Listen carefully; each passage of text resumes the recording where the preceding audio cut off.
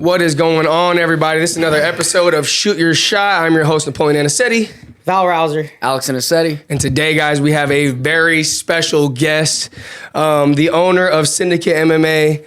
This year alone, he has coached 3 title fights with Weili, Merab, and Khalil Roundtree. Coach, you got our vote for Coach of the Year. You know that. Let's go. Hey, it's absolute legend in our presence. That's all that matters. Mr. John Wood. Yeah, let's go. Thanks, guys. Thank you.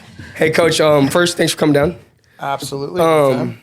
So I was listening to an interview of you the other day. You were talking about Syndicate going through the transitions of 20 years, right? This is the 21st year. 21st year? Going into 21 years right now. So you talked a little bit about getting through recessions and getting through COVID, and you just talk about the vision of MMA when you first started this thing, when you first got this thing going, and to what it's become now. Man, yeah, it's been an absolute crazy, like, up and down roller coaster. You guys hear me say that all the time. Yeah, right. You know, fighting is like a roller coaster. Life is like it. Business is like it. You guys know that as business owners yourself. When I started this, you know, I grew up in Vegas. I left for a while due to, you know, being a troubled youth. Yeah. I went to Arizona for a while and then got into more trouble out there and came back. But then I found myself, like, when I moved out there, I started training about 17, 18 years old is when I started actually training MMA. Okay. You know, right off the bat, kind of doing everything. And then I was fortunate enough when I came back to Vegas, there was only like 2 gyms. Actually, the gym, you know, the building was right here next to you, used to be JSEC Jiu-Jitsu. And our gym, Las Vegas Combat Club, which was Ricardo Perez. And that's the school that Frank Mir came out of. And when I started training there, Phil Baroni was there. I started training there. It was, you know, Frank had just got his purple belt, I think. He hadn't even fought yet in UFC. So I walked into there, and there's a little hole-in-the-wall warehouse, you know, off of, actually, Valley View here, I think, but down just closer to the freeway. Okay, yeah. And walked in, fell in love with it, kind of just started, you know, training with really good guys. But, you know, MMA was just, like, people didn't train MMA yet. You know? It wasn't as popular. People were doing it. Yeah, it wasn't as popular. UFC hadn't hit mainstream, you know. Fertitas had just purchased it, you know. Frank had got in there and started fighting. And long story short, you know, I spent a few years there, and I actually, I had a car accident, and I got like $15,000 in a settlement, and I was just like, man, what am I gonna do with this money? And I knew that, like, after my first job when I was 15, I think I was at a grocery store, 14, 15. Yeah.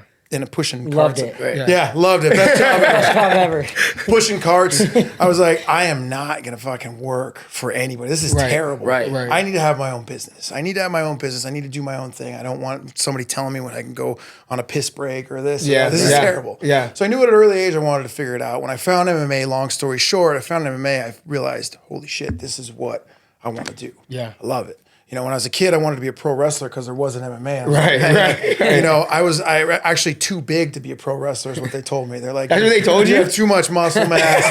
You're too big, so you're going to scare the other guys. So find something else to do. So I was like, damn it, that took that off the table. So then fast forward to the combat club. I get this car accident. I had some money.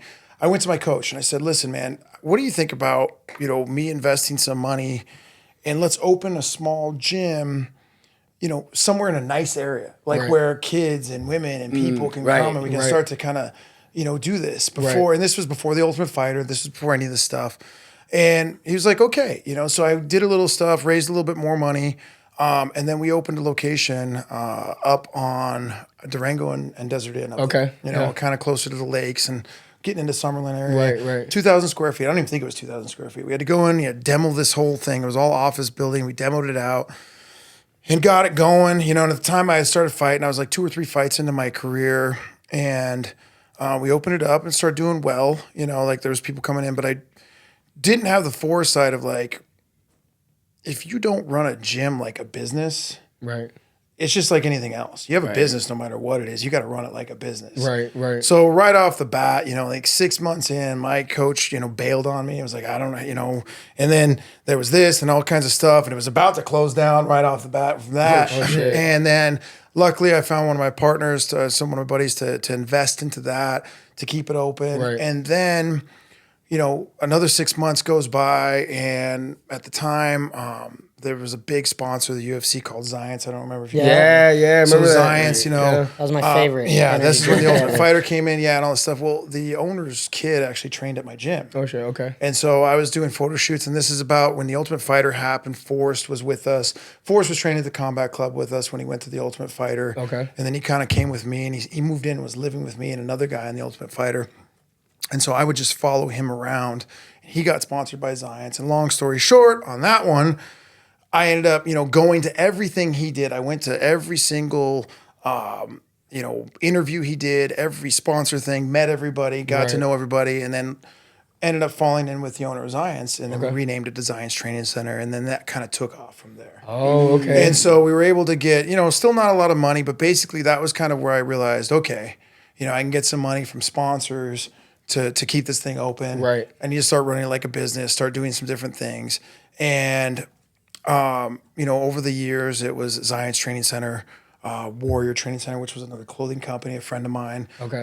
Whoever would pay to keep the Keep the doors, doors open, open. and put the name on the building. Then it was Throwdown Training Center for a few years, and we slowly kept expanding to a bigger and bigger spot. And then economy collapses. The one thing though that was actually really cool, even through the economy and the housing market collapse and all these things, people still wanted to train. I couldn't believe it. Right. Like people were still coming in. Right. And there was a lot of times where even I had partners bail all the time.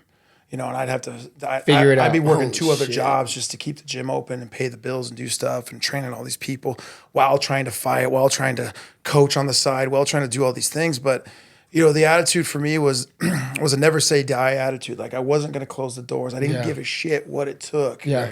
I was just going to be relentless on making it happen. Yeah. And I had a vision always of, where we would be here, where we're at now. And, I knew I'd get there. I just didn't know how. I've always kind of set goals of like, okay, we're going to get there. I'm going to do whatever it takes to get there. And you're not going to put me out of business. You're not going to, there's just no way I'm going to fail. And so after, we got to the Throwdown deal and basically after that sponsorship had kind of run through, Syndicate, I had started Syndicate, Sin City Syndicate, Las Vegas fight team, and kind of on the side, it was the team name. Yeah, And so yeah. eventually my goal was always to start Syndicate. It was going to be the brand. So after Throwdown, we launched Syndicate and then never looked back, and it's just been, one thing after another, and it's been all moving in the right direction and still a struggle. It was still a struggle. About 2 or 3 years ago, finally I started to, really kind of actually figure the business end of it. Okay. Things you have to do to keep going. And I made, spent a year, right before COVID, I spent a year going, okay, this year I'm going to focus on the business. I'm going to get the programs up. I'm going to get the jiu-jitsu going, the Muay Thai. I'm going to focus on everything that brings the money to secure this. Started doing that. We found that new location that we're at now. And we were in 20,000 square feet warehouse. And at the time where we went, it was only 8,000 square feet. Oh, okay. But I knew the buildings were coming up next to it. And it was a big gamble. I mean, I knew 6 months we could probably expand to 10,000 and know that, but I loved the location. I knew that location. It's just prime, dude. Yeah. So we moved there, changed up the programs, and then literally 3 months into that, COVID hit. So I was like, man. oh no, this isn't good. So everything went on pause. Everything shut down. I'm Right. like, I don't know what to do here. This is going to be crazy. But thankfully through COVID, it actually, unfortunately for the businesses next to me, shut down all the businesses next to me. They all bailed. So I ended up where we're at now, I think about 16, 17,000 square feet. Right. Which is what, is what we need to operate. We're already, we need the whole building at this point in time. Yeah. But luckily that happened. And then right after COVID was the busiest 6 months we've ever had. It blew up. Right. And started making good business decisions, getting the front end squared away, getting everything management wise and all that stuff squared. And then once that got secured was, what do I do to make the fight team better? How do I make this better? Because even through that process, you guys have heard me say, there was a lot of chaos in the team that I had already brought up.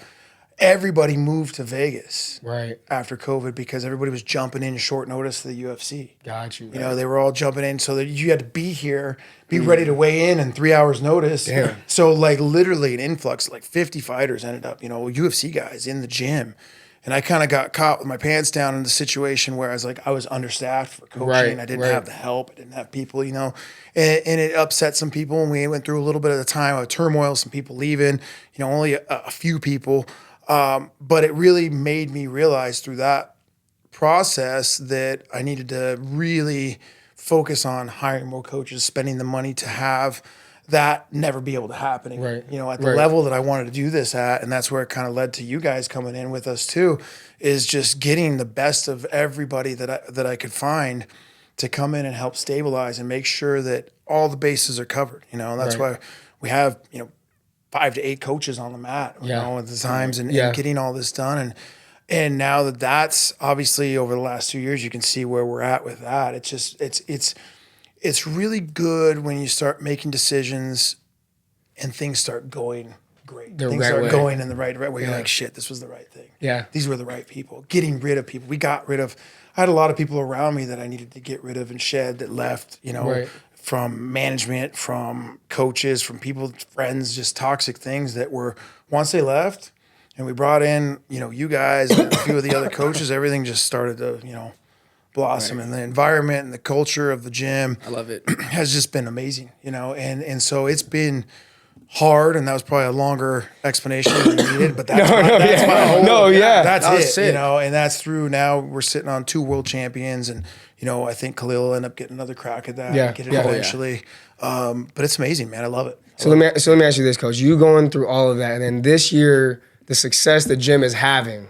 Have you ever got a chance to sit back and just be like, oh shit, like, have you, because I know you're a goal-oriented guy, but have you gotten a chance to take a step back and be like, holy shit, like this was cool? In moments, yes, but I feel like even for that, I'm always the kind of person that once something happens, I'm already looking to the next thing that we can achieve. Because one, I don't ever want to rest on my laurels and say, hey, I did this, which I've seen a lot of people do. Somebody wins a world title, and they're riding that dude's coattails long after he's even retired. Right. But I want to keep myself, our team, the gym on the cutting edge of everything we can. Right. So I'm very thankful and grateful and excited where we're at. I love it. And, but I'm not that kind of person that sits back and goes, yeah, I've made it. I just still, even today, like things happen, coming on podcasts, doing interviews. I'm always like, oh, why? I haven't done anything. I'm a nobody. It's crazy, and I've had lots of success. Like I said, I've been there when Forrest Griffin won the title. Forrest is one of my best friends. He used to live in my dining room, underneath my dining room table for years. Damn. He won a world title. He was living downstairs in my basement. I've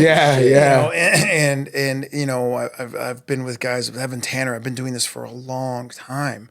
And we've had good runs. It's just the run we're on now involves like, titles and the top of the line people. Right. The sport's so big that there's a lot more notoriety on it. And I appreciate everything that's happened. I'm thankful for it, but like I still feel like there's always more to do. Always more still to going. do. I freaking love Always it. more to do. I fucking love it. Coach, so how did you and Jerry and Shane, how did you guys get connected and all that? So at the old gym, they actually started coming when they were both fighting and training with us. Yeah, and I actually asked them. I asked them years before they came to the gym, before they were actually teaching there. I was like, hey man, why don't you guys come in and start teaching? And they were very open to it, but they were very loyal to who they had, and that actually made me appreciate them even more. They're like, well, where we're at currently, we got to see what plays out there. We got to do that. And I was like, okay, I respect that, and I respect loyalty. It's a big thing. And so they went through and they went through fighting and cornered a couple of both of them at different points in time, and they got away from fighting and came back, and they got away from the gym and they came back. And then when we made the move to the new location, before they had come back and said, hey, our current team isn't, hiring, they're not doing anything. We had the talk, if the offer's still open, we'd love to do it. And I was like, hell yeah. Great. We love the Shot Bros. I love the Shot Bros. Short Kings. Shout out to my Short Kings. The scariest looking nice guys there is. Yeah. Like Shane, I remember the first time I met Shane, we were at an interview at Flamingo or something. Yeah. I just remember seeing his ears, and he was just plastered, and his hair was all slicked back. He had his mullet, and he kept looking at me. And I'm like, oh shit. Like, He's gonna kick my did I do something? Like, what the fuck? And then he's like, you a wrestler? He goes, I can see your ears. I know you do something. Yeah, I'm like, oh yeah. shit, all right. Maybe this guy was just staring at me because he see my ears, you know? First time I saw him, I was like, man, why do these little kids got all these tattoos? Who took them? Whose parents are like so unresponsible? He does not mean that. He doesn't mean that. 15 years old, and you get them all sleeved up and neck tattoos? Just Come on. scary as possible. Yeah, those are the parents that need to be put in. All right, Coach. Well, we're gonna move on to the segment. We start here. Sure.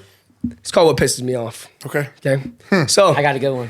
what pisses me off, guys? Hey, this is sponsored by our ATC Adult Program here on Fridays. You want to come learn how to wrestle 6 to 7? You get to go grapple with Coach Alex here. Let's go. You want to learn how to wrestle? Get your butts here on Friday. So, hey Val, what's pissing you off today, buddy? I want to hear it. Oh, man. You got something good? Yeah. Well, I just feel like this is a common thing that happens in my life, you know, even when I was a kid, you know. Car troubles.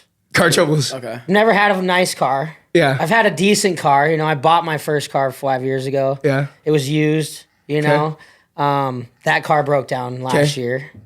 So I've been sharing a car with my girlfriend, and yesterday that car broke down. Nice. So now we don't have a car. Classic. You know, so what pisses me off is I have car problems. Now I got to buy a new car. Yep. Or get that car fixed. Yep. Probably just going to buy a new car, to be honest with you. But, Yeah. Right. you know, having to spend the money on transportation is That pissed me off, too. You know, pisses me off a little Yeah, bit. car that pissed me off, too. I'm always driving. I'm in the car all day long, driving everywhere. Yeah. It Car pisses me troubles off. Car troubles, it's the worst. Hopefully someone's listening to this and they don't have car troubles, you know, on their way. Hopefully. Hopefully, hey, if you guys want to give me a car, that's cool. I'm open to ideas. Hey, Alex, what's pissing you off today, buddy? All right, John, this is for you, kind of. Well, this is you know, today is supposed to be technical sparring today. You know, the missus, Jody, don't know his wife, bro, was a professional fighter, bro. UFC, One of the best UFC bro. vets One of there his was, yeah. females, bro. Yeah. And when it pisses me off, bro, I'm just getting punked. Just getting punked. You know? This is true. This Like, is all true. literally, like, I've seen it. yes. Like, What'd she do? knees. Just literally just, you know, like, she didn't have elbow pads. You know, but she was yeah. still going. Yeah. You know, so I'm still like, I'm still having flinch. So, yeah. So, yep, that pissed Did me you catch off. a knee today? No, not today. Because Not today. Not today. when you first came into this, right, you were like, I'm a great fighter. And then, right, that's what you're saying. Like, well, I never He said, wait, no, hold on. You've heard Nap say he's got hands. Yeah. Correct. Yeah, he's got hands, he said. I got Yeah. hands, you know, All right. trying But to. I'm just saying, that's probably, you know, now you're getting humbled a little bit. So Getting humbled That's good for you. humbled. with a shot, bros. Well, I mean, I literally saw him taking panic shots today on my wife. Yes.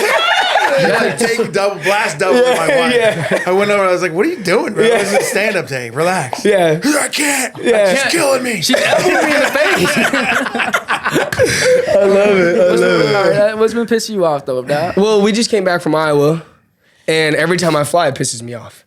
Every time I fly, it pisses me off. Dude, the other day, I thought I was like perfectly. I prepped out for like 2-3 hours. I thought I was good to go. I'm about to walk out of my car to go to the fucking airport. No headphones. So I had to spend like $60 on these like cheap, like You forgot something else too, though, didn't you? no, just my headphones. just your yeah, no, I was I good. forget neck pillows every time. Oh, yeah. every You time need I a travel. neck pillow. Hey, Well, when do because you every guys have flight I mine? go is like 10 hours plus. Yeah. Even on like a 2-hour flight, I need a neck pillow. I like I don't trust Thank you. people that don't use neck pillows. You're a fucking These two. savage. No, I have neck pillows. You're not. So I have like 32 neck pillows because every time I forget one, my wife just starts buy giving all them times. to people. She hands them out to trick or treaters. She's like, "Here's your neck." Kid's like, "What? I just want candy. What? Just take it." Yeah, I love You're gonna it. need this when you're older. Coach, you got anything pissing you off today? Oh my God! Number one, fighters. Fighters always piss me off. But that's it. You know, fighters that don't listen and shoot blast doubles on my wife Sorry. when they Oh, no, beat yeah. her. No, you know, I think surgeries. I'm sick of surgeries. I'm so sick of. Tell us about what happened recently. Every single day, I feel like I have to have surgery. Yeah. How many do you got? What's your, like, the history of your Dude, Your well, count. it's just- What's your count? I don't know, probably like 8 to 10. Oh, fuck. But it's all been in the last couple of years. Like I'm old as shit now, so like I didn't have any What's that, like surgeries. 55? Yeah, close. I'm almost getting my discount at Denny's. You know, I got the Grand Slam for half off. Yeah. But I'm 45, dick. Yeah, douche. The last couple of years, full shoulder reconstruction, bicep tendon repair. Recently, like what, 2 weeks ago today or yesterday, I had my belly button got kicked off. Literally like sparring, and it's all stupid shit. Just something from sparring. Like I can rap all day. I can do this, do that, do whatever. But sparring. I was sparring one of our guys, tech sparring. Those tech sparring days. Tech sparring. Those tech sparring days. Tech sparring, and this dude just kept kicking me. Shout out to Tyler. Yeah. Kicking me the belly button weird in like a weird way. It's a shitty kick. Yeah. But so I didn't respect it. So I never checked him. It was so lame. No, it was just like teep stab kicking me in the body, which we do a lot of. Yeah. But he kept like putting his big toe in my belly button. And so like every time same spot. Boop, boop, boop, boop. I don't know. It was like 100 times. And, didn't hurt, of course. Yeah. But anyways, after I went home and showered, and I was just like, oh, I have an outie. Yeah. I got an innie. I've had an innie my whole life, and all of a sudden I had an outie. So then my guts were just spewing out of my belly button. Yeah, that's not good. And so that was real fun to go through Khalil's camp, Merab's camp, all these, the last 6 months, what I had to put off surgery for like a long time. Like 6 months, Was it Weili's camp too? It was right after Weili's. Right after. Just so you guys know, Coach has had like a broken wrist, still holding pads. His stomach's about to fall out. Everyone's watching him like, please don't let his stomach fall out. And I don't know why I keep getting injured. It's so weird. I don't understand.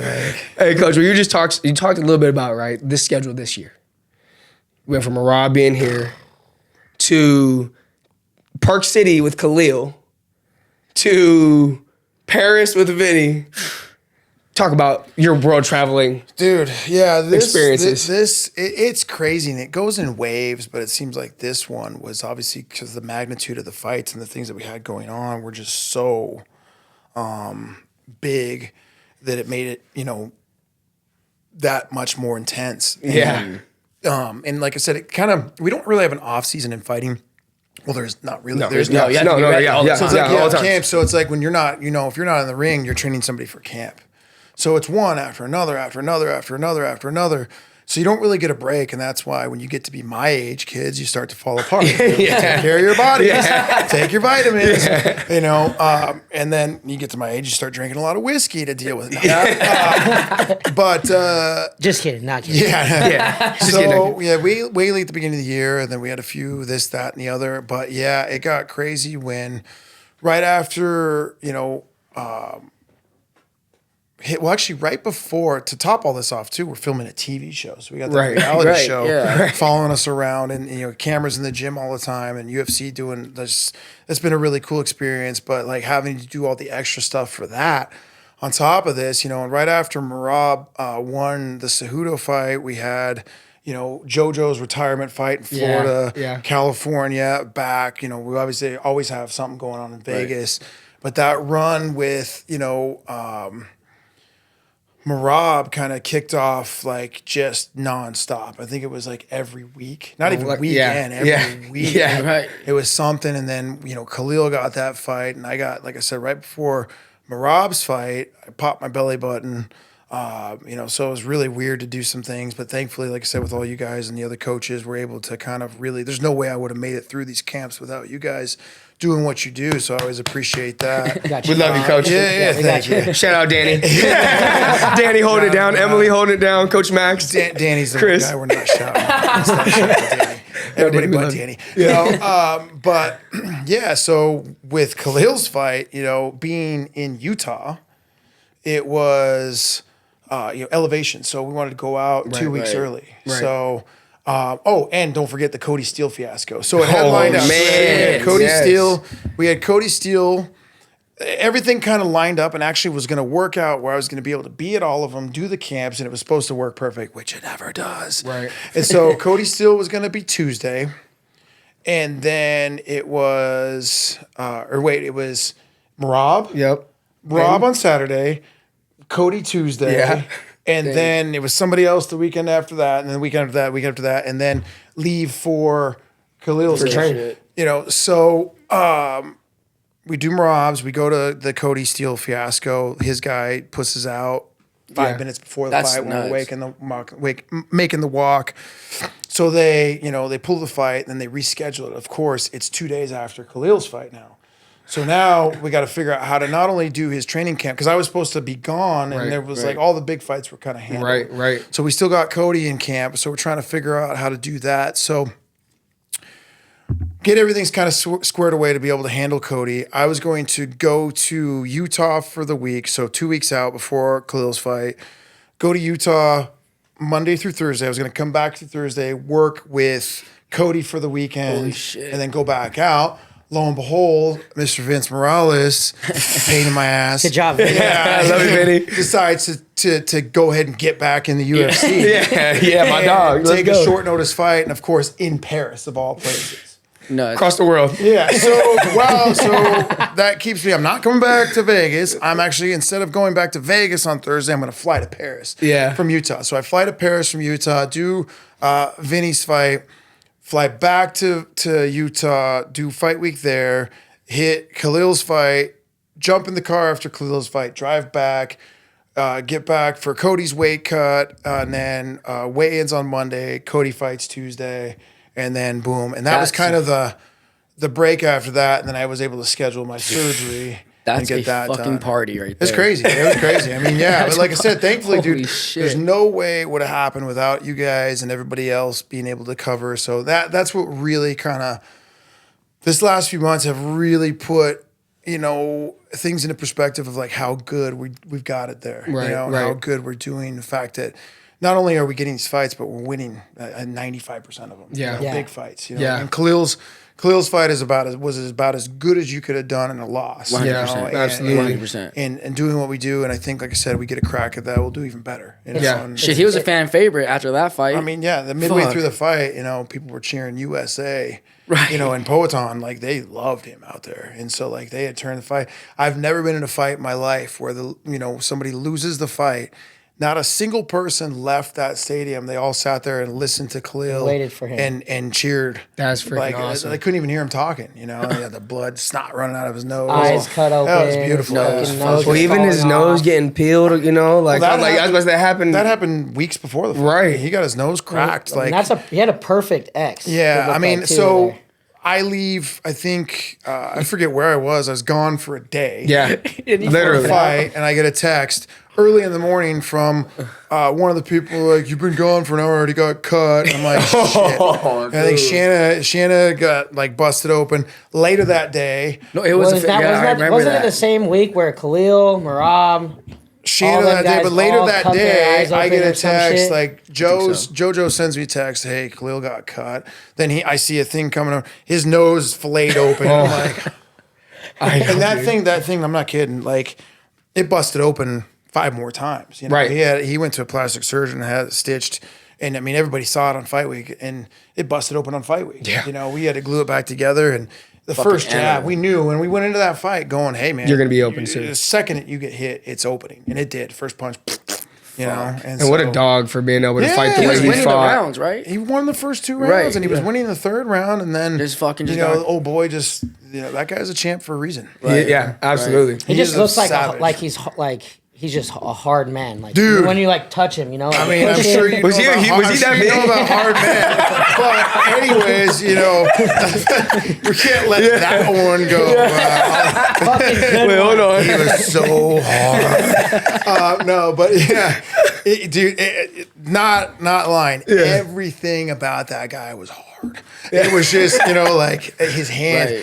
Right. It was the first time when they stood next to each other. I was just like, And Khalil's huge, and he was he bigger than looks Khalil, small. right? he dwarfed him. Right. That's what's know, nuts he about it. looks That's what small. nuts about Khalil it. is a big, scary man Yes. himself. And Yeah, Absolutely. the head on Poetan, his hands are like twice the size. It's like shaking hands with a bunch of bananas.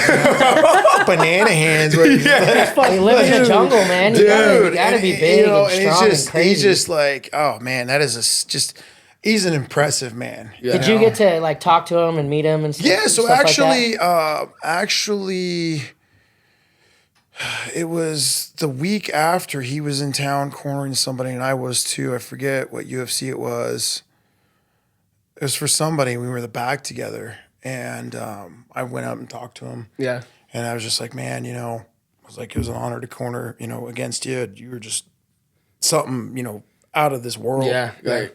And he was really nice. And he was just like, man, he's like, Khalil will beat everybody else in the division. He's like, that dude gave me the toughest fight ever. And he's just like, he'll destroy Jamal. He's gonna be contending again. And I said, well, why didn't you let him beat you? Yeah, Like, come on, man. Like, couldn't you just give us one? Fucker. But yeah, no, he was really cool about it, and he talked up Khalil very, very good. That dude's a true champion. Like whether he won, lost, like he's a true champion. I mean, listen, there is no, and I think they're booking him.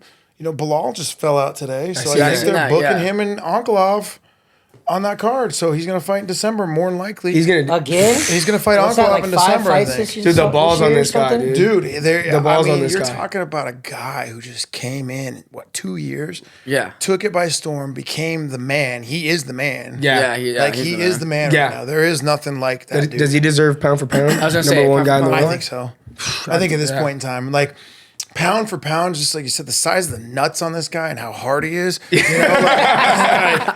is Never gonna live that no. He is, like, in my book. Who's better? You got like who's fought that resume? He's beat everybody And been in front that of dominant, him. too. Been that dominant. And then move up weights and then still do it. You got Islam. I mean, and Islam's great too. Yeah, Islam's but I great, mean, yeah. I don't know. I think the work that's being put in, I just don't think how you deny, Pereira as being the best fighter out there right now. I love that. So I love with that. with a guy at like Pereira's level like that, how much money is rolling into his wheelhouse right now? Dude, you think he's just off of popularity? He's period? making millions. He's making, probably still not making what he should be making. Right. The sport, we're just so far behind. But those guys at that level, like he'll never worry about anything again. If he's he should be making everything. He should be taking the bag home. right. That guy is, Something special. He's the face of the UFC. Something special. That's All right, awesome. Coach, so we got a segment here. This is called our shot out of a cannon segment. So you can just give one-word answers. You can elaborate if you want. If you need to. If you need to. This here, guys, is sponsored by our ATC youth program here, guys, at ATC. If you want to get your kid into wrestling season starting just around the corner at the end of November, right? You want to get your kids into wrestling? Get your butt down here to ATC and let's get going. All right, here we go, Coach. Shot out of a cannon. Sauna or cold plunge? Sauna. Makes sense. Nobody says cold plunge. My heart will stop in a cold plunge. I'm too old for that. I'm afraid to have a heart Dana attack. White says it's good for you. So It might be. Yeah, it might be, shit. but I'm not going to kill myself for that. here we go. Cauliflower or no cauliflower? No cauliflower. Wait, the food or ear? No, the ear. Oh, cauliflower. Cauliflower? Yeah. Oh, yeah. Yeah. Like, if you don't have cauliflower, you're kind of a pussy. Kind of, Yeah. yeah. Like, Damn, that sucks. We can move on from this. We can move on. We can move on to the next segment. pretty boy. We can move on. All right, Coach. I know you're a coffee guy. Hot coffee or cold coffee? Split down the middle. Split down the middle. Hot in the Depends on morning. the I'm season. hot in the morning. Cold anytime after that. So are you just drinking coffee? All day. All day. All day There's long. water in coffee, boys. I hate that. There's water in coffee. It hydrates you as it does its job. Dehydrates you. It's the perfect balance. What's your coffee of choice? Do you have a brand that you have in mind? Pete's. Pete's. I like Pete's. Shout out Pete's. Shout out Pete's. Shout out Pete's Coffee. Getting a sponsorship. Shout out I Pete's. assumed with get Starbucks it. right next to the gym that you'd be a Starbucks guy. I mean, but it's so like I like venturing out and going to like off the wall coffee places. That's something that like Vegas doesn't have enough of like hole in the wall coffee joints. Yeah. I love that. Shout out to Pete's. Shout out to Pete's. Coach, you seem a little bougie for that. I knew you were going to say something more elegant like Pete's. I love it. I don't know. I am a coffee snob. I got like 14 coffee machines in my house. All right, Coach. Boxing or Muay Thai? Oh man. We can get you in trouble here a little bit. Danny or Chris. Chris? I mean, I gotta go to watch or to do. However, whatever you want to. What about to protect yourself? What would you rather learn? Boxing Muay or Thai. Muay Thai? Muay Thai? Muay Thai. It's too Thai? diverse. Yeah, it's way more diverse than boxing. Down. Yeah. That was way too quick. If I was about to fight somebody and they got threw a kicks kick and- at my head immediately in the first round, I'm like, all right, this guy knows 100%. something. Yeah, Muay Thai. Muay Thai. All right. Wrestling or jiu-jitsu? Don't freak this up, Coach. Don't fuck this up. Don't freak this up, Coach. Go ahead. Wrestling of course. Okay. I mean, being a D5 wrestler. Yeah, there we go. It's my bread and butter. That's what I'm talking about. Right answer, coach. Right answer. All right. We got some legends We coming have up. yet to jump somebody in here because they choose something else.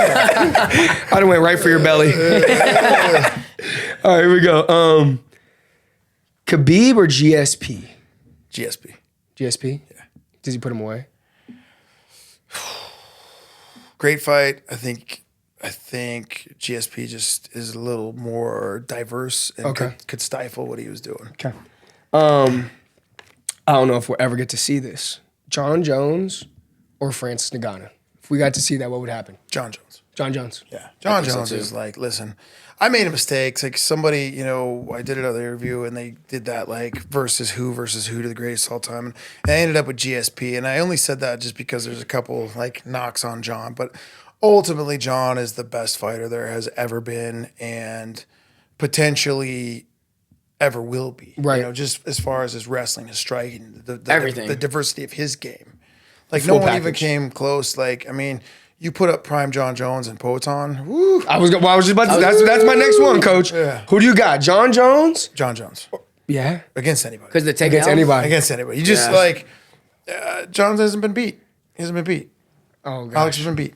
That's true. That's very, very true. All right. Do you think? Well, I mean, this is kind of tailored off of this. Does DC, if he would have had a chance against Pereira, would he have a shot? Yeah, I mean, you can't DC's wrestling pedigree, and I think if it wasn't, in points in time in fighting, there's guys that would be the best guy ever had it not been for this guy. Same thing in wrestling. The second best wrestler would be the best wrestler in the world if it wasn't for whoever that guy. That son of a bitch that's killing everybody. yeah. So I think Daniel Cormier, obviously, if it wasn't for John Jones, I don't think he probably ever really gets dethroned. I mean, and I think he has a chance. He has a chance at Pereira, but Pereira's just so damn he's just so damn big. I don't know. I don't know. I don't know. Yeah, I know. I mean, I know DC's older now, but you ever see that video of him messing around with Pereira? Pereira just giving him those like little leg kicks, and he's like, I feel like Pereira. he's like, oh no. Pereira might get DC. Yeah, I love DC because him, especially in the wrestling world, he's someone that's putting wrestling a little bit more DC's out a friend there. of mine, and dude, he's a great guy. And I love beating him at video games all the time. But Does he suck at video games? He sucks at some video games, like UFC video game. If he sees this, like, All right. But yeah, no, definitely I mean, gonna have to but tag I his think, penis. like I said, I think DC's one of the greatest to do it. Yeah. It's just coming up in especially for his size. Yeah. He's a little fella, a little meatball. But man, like freaking giants. Yeah, but so doing what he did against those guys is so impressive. And I don't know if you know this, but DC's wrestling club out in Gilroy, California, Fucking animal. Top of the line. one of the best in the. They come the in all the time. So when he's in town and they're doing meets, they call me all the time. What's funny is those twins. What are their names? They were on the world team, the brothers. Oh, Devin Rainey, the Rainey brothers. No, not them. They wrestle at Gilroy. They wrestle at Gilroy. Yeah, the two brothers. Not too sure. Anyways, we were walking out of the open, and I had my Syndicate coaching shirt on, and the dad's behind me with the two boys, and they're like, "Hey, make sure you thank him for coming to the gym," and they like walk up and they're like, "Hey, thanks, coach," and I'm like, anytime. Anytime. Good job. Well, right before that one of the brothers had just kicked the shit out of one of our guys, and I'm just like, "Hey, like good match, awesome, like good job." I can't remember the two. You know who I'm talking about? The curly-haired kids. Maybe the Cortez brothers. Cortez maybe. brothers. Okay. Yes, those Okay. two. Yeah, those kids are hammers too. Yeah. Those kids are hammers World too. team members, world finalists. One of them. Not sure. They seem. I just know they're dogs. Yeah, just they're know they're dogs. dogs. Hey, coach. So we talked about who the best. Some of the legends of UFC. Who is your go of shit talking in the UFC? That's a good question. That is a good question. Because we know your GOAT fighters, it seems like just John Jones. Right. GOAT fighters, John Jones, Yeah. we could say that. All right, so the GOAT shit talker. I mean, the standard answer is always like Conor McGregor, Okay. just because he would talk a lot of shit and back it up. Yeah. I really feel like I never seen anybody piss people off like Colby. Kobe. He's Kobe's bad. just so like he's just so like just Blunt, just cheesy about it, but it's just so like he just says shit that like you shouldn't got say. under Really? people. And Yeah. what's the funny thing about Kobe is he's the nicest dude outside of that. I've heard. That's like- what I heard. Yeah. So if you go back and watch the video of him getting attacked by Verdum in Australia, Yeah. I'm the one that broke that up. So there's a guy in between, like, and like Verdum, because Verdum attacked him, and I was standing right next to him, and then his coach came out, and they were like, Oh, shit, yeah. He threw a boomerang at him. If you see me, Boomerang, dude? Australia? duck the boomerang. Yeah, we're in Australia. What more Australian thing to do? There's a kangaroo hanging out. Thing to do than throw a fucking boomerang at Right. someone. So he threw a boomerang, and my agility, of course, I ducked So it. fast. It hit Colby in the face and cut him. Oh fuck. Oh, And so shit. like I was kind of, I'm always down for like a good coach's scrap. So I was out there. I Right. wasn't gonna let him get beat up or jumped or whatever. But I was there in the middle of that, and ever since that, and we've been like super cool. But I mean, he's super nice guy. Yeah. But man, he just says some shit that's just like cuts Like, to the ooh. core. Like he's just a guy that's like, It's- I'm gonna say it, and it's not gonna be appropriate. it's not gonna be appropriate. Is there too much shit talking? In Is your there a opinion? limit? Is there, in your opinion, is there too much? If you can back it up, then no. I think that like Connor being Connor, and some of these guys, that's how they get themselves to be. It's a little played out. Like if that's you and that's what you do, fine. I'm not a big fan of it because if it goes wrong, Yeah, look you like know, a like when you dumbass. lose, like you look a dumbass, Yeah. and people, are able to shit all over you. For me, I'm not a big fan of it. Like, obviously in the room and between Yeah, us, yeah, and yeah. stuff, Yeah. I'm gonna go at you. But it's, in that kind of stuff, I choose to go more the respectful way.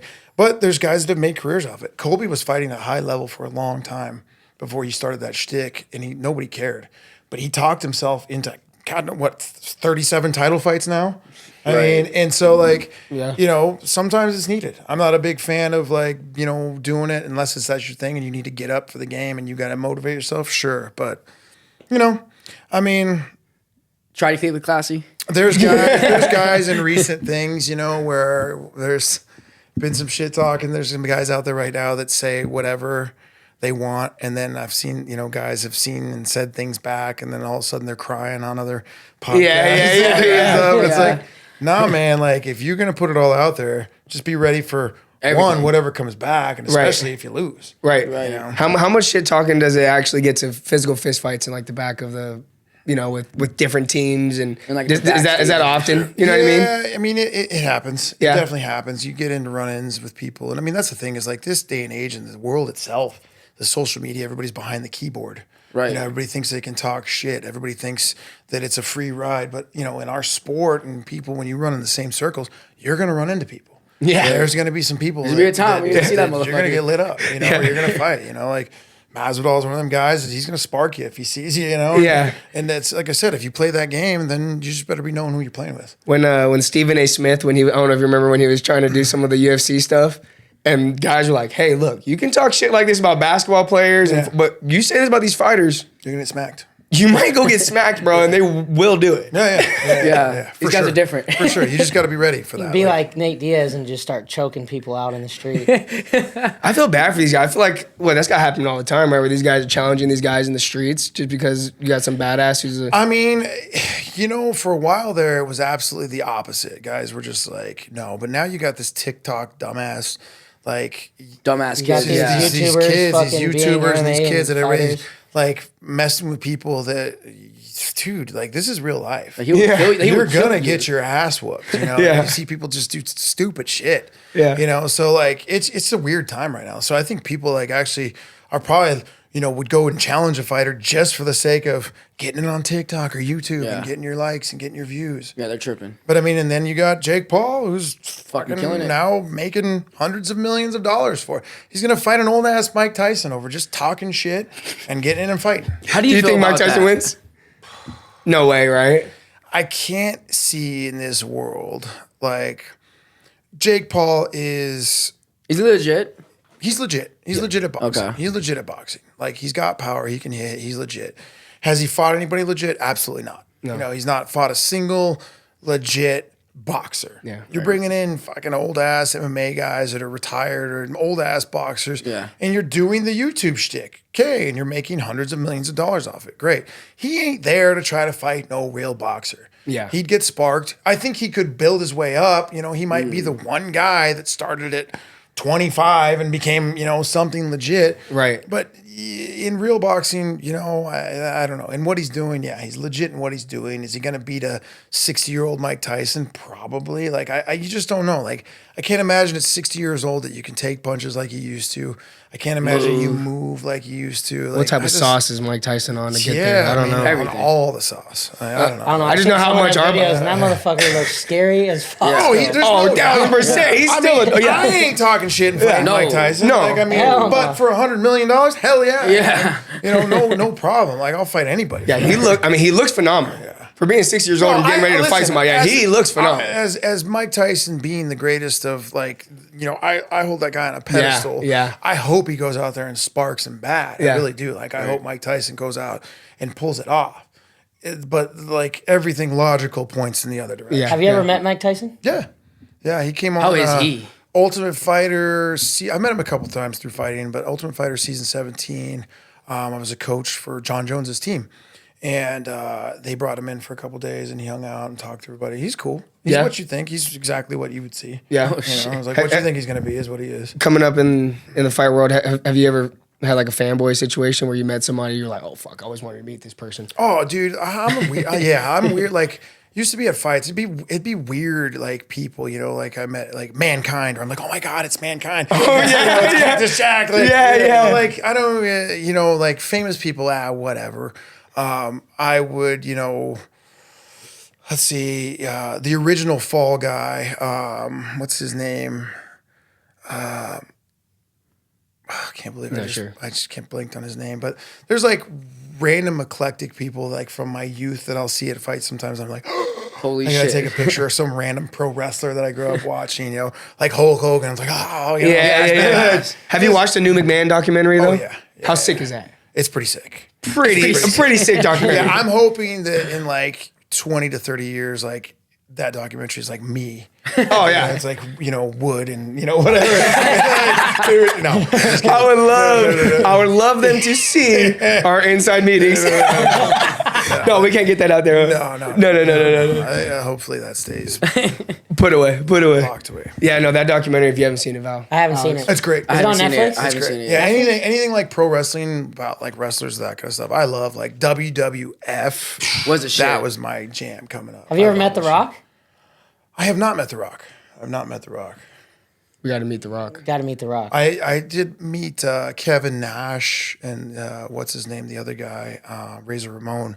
Oh, that's sick. Dude, the first time I met those guys, one of the biggest humans I've ever seen in my life. Like couldn't even fit through that door. Like couldn't even fuck. walk through it straight, or he'd have to duck down. No those shit. Those guys are so massive. Well, I heard Hulk So Hogan's a massive human being. Massive. Right. Like you don't realize how big Hulk was. You don't realize how big a lot of the guys are because the guys standing next to him were even bigger. Yeah, You know, like yeah. Andre the Giant was 7'7" and Hulk Hogan's 6'6" or 6'7". It looks like a baby. 340 pounds, you know, so you see that and you're just like, yeah, dude ain't that Yeah, big. right. He's a massive human being. Yeah. You know, like Macho Man, I always thought Macho Man was like Randy Savage was like a tiny dude. He's like 6'5". He just looked tiny compared to the rest of the guys. You know? Oh, shit. So all them dudes are giant. Yeah, bro, you gotta see the documentary. Everyone's It's giant to us awesome. three, so. Yeah, no, you guys are small. No, we're small, bro. you We're guys little are people. small. What do you? Big heart. Big heart, big personality. I wear my Timberlands and I get to 5'7", so On a good day, we're 5'7". on a good day. I'm You're reaching maybe it's 5'5" okay. I'm not gonna -ish? make fun of it because I'm getting to that age where like my you're Start shrinking? shrinking. calcium's depleting, my spine is compressing, Yeah. everything's going this way. Oh, I can't wait to kick your ass when you get low. Yeah, I think there's quite a few people there. I love it. All right, Coach. So we got one more segment that we're gonna hit here. This is called. We went a little dark earlier. What pisses you off? This is what do you love?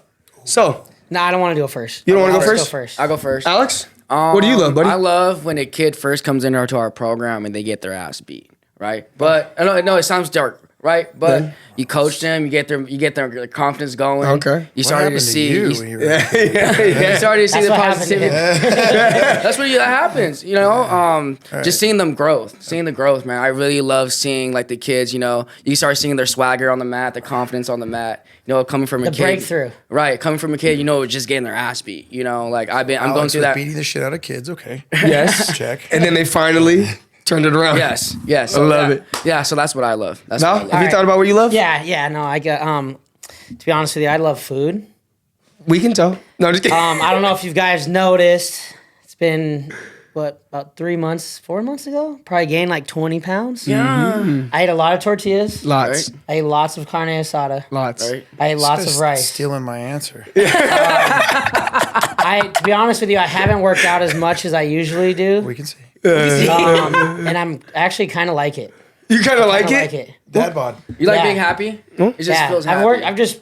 I've always been in shape. I've always had a rippling six pack. I've always been, model status figure. So you just want to see the other And side. now it's kind of like, I'm coaching, I'm relaxing a little bit. Comfortable. I get to kind of coach without having to work out with them, which is nice. Yeah. So I get to I eat a can't lot wait more. to be the fat coach. know? Someday, I just can't wait. I see these big fat coaches that just don't So really you do want to shit. you want to replace Coach Danny? That just looks like that just looks like it hurts even more JK. though. No, JK. they don't do much. They don't do much. The Yeah, I fat love coaches food. don't do I love food. I'm enjoying Vegas. I love it. Coach, what do you love? I mean, I was gonna say Mexican food, but he just took my whole thing. Yeah. My wife, of course. Nice. That's a my classic. That's a good one. Love her. That's a she's the classic. best. I couldn't Yeah. do this without Mrs. Wood.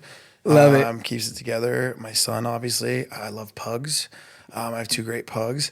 Honestly, I'll just go cliche. Man, I love fighting. Yeah. Straight I love up. fighting. I love what we do. Yeah. Like MMA, everything I have in my life, every good person I'm around and with, and my wife, my kid, my family, all of it is from fighting, dude. Yeah.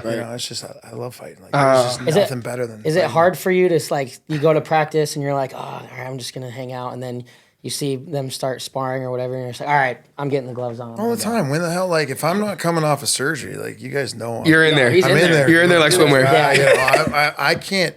Like that's the part. Like where I just, as you get older, I looked at people, even my parents. I'm like, start acting your age, damn it. But you realize as you get older, you're like, this doesn't change much. If you have a young mind.